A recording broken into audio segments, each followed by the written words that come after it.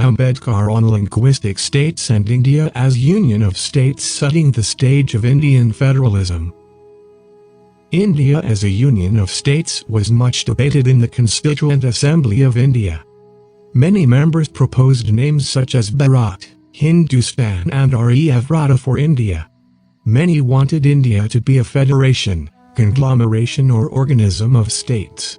Anticipating legal and constitutional prerequisites, Ambedkar strongly stood for India as a union of states. On the 4th of November 1948, he discussed the name of the union under Article 1 of the draft constitution. Further, he mentioned that some critics have taken objection to the description of India in Article 1 of the draft constitution as a union of states. It is said that the correct phraseology should be a federation of states. It is true that South Africa, which is a unitary state, is described as a union. But Canada, which is a federation, is also called a union. Thus the description of India as a union, though its constitution is federal, does no violence to usage. But what is important is that the use of the word union is deliberate. I do not know why the word union was used in the Canadian Constitution, but I can tell you why the drafting committee has used it. The drafting committee wanted to make it clear that though India was to be a federation, the federation was not the result of an agreement by the states to join in a federation, and that the federation not being the result of an agreement, no state has the right to secede from it. The federation is a union because it is indestructible. Though the country and the people may be divided into different states for convenience of administration, the country is one integral whole. Its people a single people living under a single imperia derived from a single source. The Americans had to wage a civil war to establish that the states have no right of secession and that their federation was indestructible. The drafting committee thought that it was better to make it clear at the outset rather than to leave it either to speculation or to dispute. Form of the government. American versus Indian Federation. On the 4th of November 1948, while presenting the draft before the Constituent Assembly about the form of the government, he compared the Indian parliamentary system with the American presidential one to distinguish the nature of Indian federalism. Under the presidential system of America, the president is the chief head of the executive. The administration is vested in him. Under the draft constitution, the president occupies the same position as the king under the English constitution. He is the head of the state, but not of the executive. He represents the nation, but does not rule the nation. He is the symbol of the nation. His place in the administration is that of a ceremonial device on a seal by which the nation's decisions are made known. Under the American Constitution, the president has under him secretaries in charge of different departments.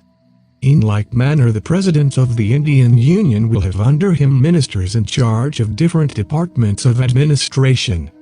Here again there is a fundamental difference between the two. The President of the United States is not bound to accept any advice tendered to him by any of his secretaries. The President of the Indian Union will be generally bound by the advice of his ministers. He can do nothing contrary to their advice, nor can he do anything without their advice. The President of the United States can dismiss any secretary at any time.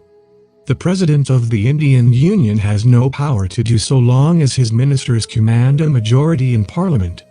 The presidential system of America is based upon the separation of the executive and the legislature. Therefore, the President and his secretaries cannot be members of the Congress. The draft constitution does not recognize this doctrine. The ministers under the Indian Union are members of Parliament. Only members of Parliament can become ministers. Ministers have the same rights as other members of Parliament, namely, that they can sit in Parliament, take part in debates and vote in its proceedings. Both systems of government are of course democratic, and the choice between the two is not very easy. A democratic executive must satisfy two conditions. 1. It must be a stable executive, and 2. It must be a responsible executive.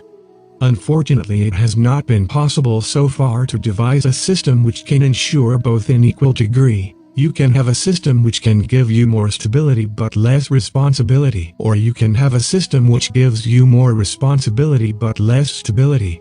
The American and the Swiss systems give more stability but less responsibility. The British system, on the other hand, gives you more responsibility but less stability. The reason for this is obvious. The American executive is a non-parliamentary executive, which means that it is not dependent for its existence upon a majority in the Congress, while the British system is a parliamentary executive, which means that it is dependent upon a majority in Parliament. Being a non-parliamentary executive, the Congress of the United States cannot dismiss the executive.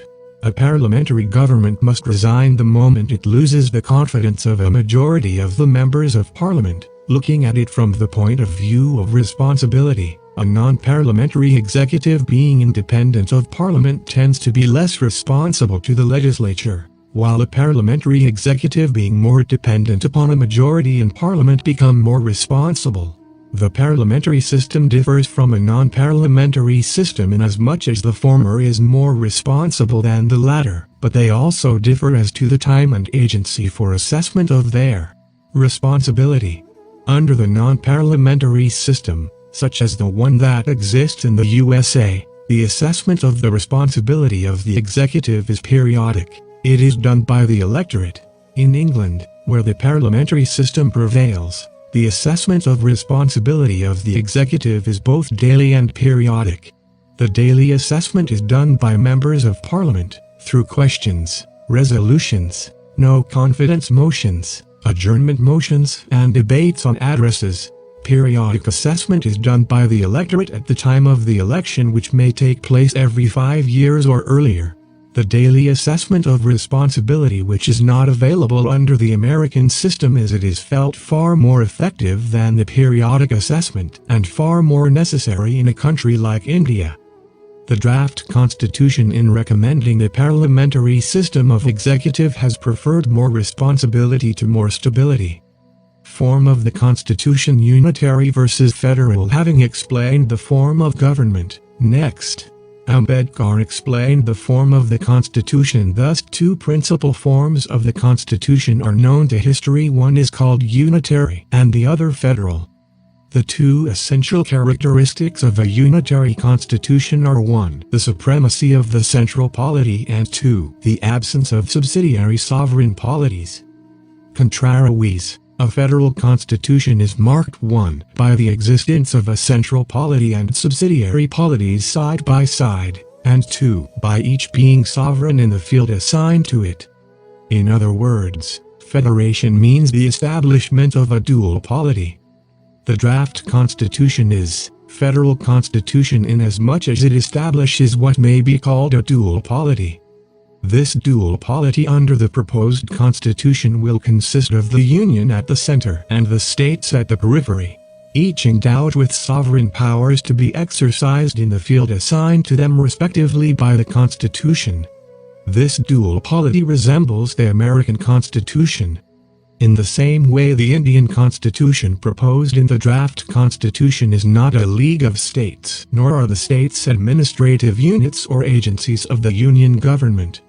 Here, however, the similarities between the Indian and the American Constitution come to an end.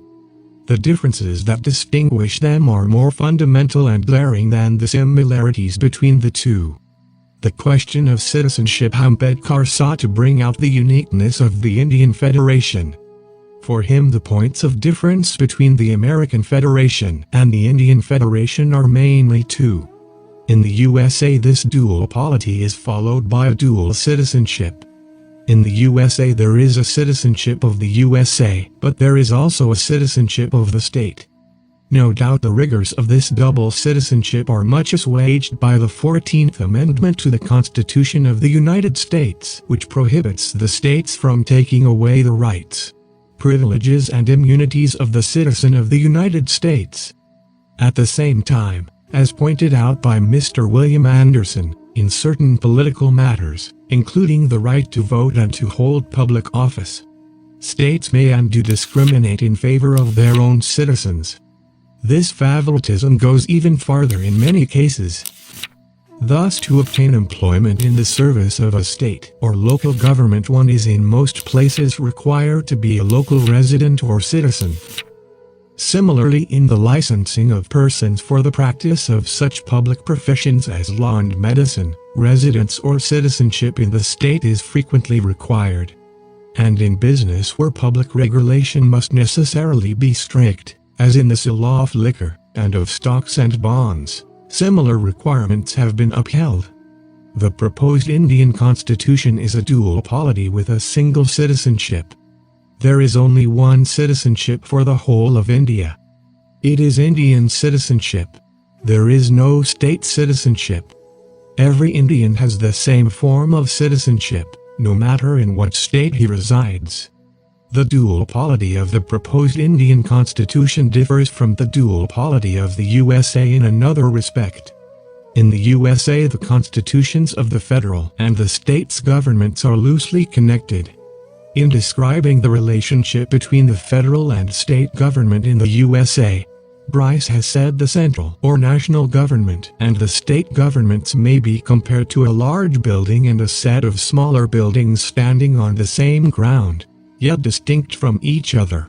Distinct they are, but how distinct are the state governments in the USA from the federal government? Some idea of this distinctness may be obtained from the following facts. First is concerned with the subject to the maintenance of the republican form of government. Each state in America is free to make its own constitution. Second, that the people of a state retain forever in their hands, altogether independent of the national government, the power of altering their constitution.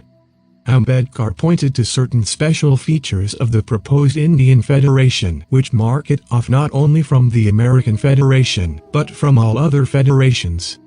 All federal systems, including the American, are placed in a tight mold of federalism. No matter what the circumstances, it cannot change its form and shape. It can never be unitary. On the other hand, the draft constitution can be both unitary as well as federal according to the requirements of time and circumstances. In normal times, it is framed to work as a federal system. But in times of war it is so designed as to make it work as though it was a unitary system. Once the President issues a proclamation, which he is authorized to do under the provisions of Article 275, the whole scene can become transformed and the state becomes a unitary state. The Union under the proclamation can claim, if it wants one, the power to legislate upon any subject even though it may be in the state list. 2. The power to give directions to the states as to how they should exercise their executive authority in matters which are within their charge. 3. The power to vest authority for any purpose in any officer. And 4. The power to suspend the financial provisions of the Constitution. Such a power of converting itself into a unitary state no federation possesses. This is one point of difference between the federation proposed in the draft constitution and all other federations we know of.